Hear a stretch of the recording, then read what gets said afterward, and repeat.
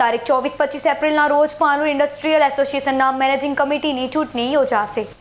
પાનોલ industrial એસોસિએશનની ચૂંટણી માટે 5 એપ્રિલના રોજ ફોર્મ ચકાસણી બાદ જનરલ કેટેગરીની 6 બેઠક માટે 10 અને રિઝર્વ કેટેગરીની 4 પૈકી 5 ફોર્મ ભરાયા હતા, જે પૈકી જનરલ કેટેગરીમાં 10 ફોર્મમાંથી 3 ફોર્મ અને રિઝર્વ કેટેગરીમાં 5 ફોર્મમાંથી 2 ફોર્મ રદ કરવામાં આવ્યા છે। 11 એપ્રિલના રોજ ફોર્મ પરત ખેંચાશે, જ્યારે એક બેઠક બાકી રાખવામાં આવી છે। આગામી 24-25 એપ્રિલના રોજ ચૂંટણી યોજાશે, પરંતુ હાલની સ્થિતિ જોઈ પાનોલ ઇન્ડસ્ટ્રીયલ એસોસિએશન દ્વારા ચૂંટણી ટાળવાની કોશિશ કરવા પ્રયત્ન કરવામાં આવી રહ્યા હોવાનું પીઆઈએના પ્રમુખ બીએસ પટેલે જણાવ્યું હતું।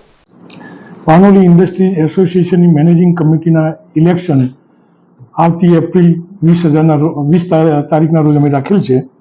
એમાં ફોર્મ ભરવાની લાસ્ટ તારીખ 5 એપ્રિલ હતી। એમાં રિઝર્વ કેટેગરી અને જનરલ કેટેગરી 2 કેટેગરીઓ અમારે ત્યાં હોય છે। એમાં રિઝર્વ કેટેગરીમાં જનરલી મોટા યુનિટોનો સમાવેશ થતો હોય છે અને જનરલ કેટેગરીમાં મીડિયમ અને સ્મોલ સ્કેલ ઉદ્યોગોનો સમાવેશ થતો હોય છે। એમાં જનરલ કેટેગરીમાં અમારી પાસે 10 ફોર્મ આવેલા છે અને એમાં 7 ફોર્મ એપ્રુવ થયા છે અને 3 ફોર્મ રિજેક્ટ થયા છે।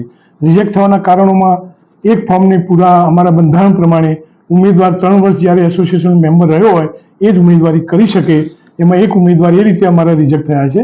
એક ઉમેદવાર માં અમારા બંધારણ પ્રમાણે જે પ્રપોઝ કે સેકન્ડેડ જે કરે એ અમારા એસોસિએશન સાથે જે મેમ્બરશીપનું ફોર્મ ભરતા હોય છે ત્યારે જે ઓથોરાઇઝ પર્સન હોય એની જ સહી જોઈએ, જ્યારે એક ઉમેદવારમાં એ સહી બીજાની હતી, એના લીધે અમારે એ ફોર્મ રિજેક્ટ થયું છે।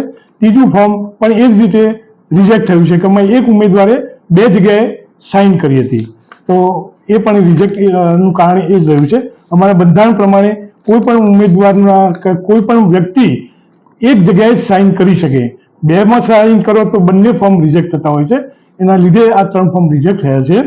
જનરલ કેટેગરીમાં ટોટલ અમારે 100 ઉમેદવારો લેવાના છે, એની જગ્યાએ અમારે 7 ઉમેદવાર થયા છે।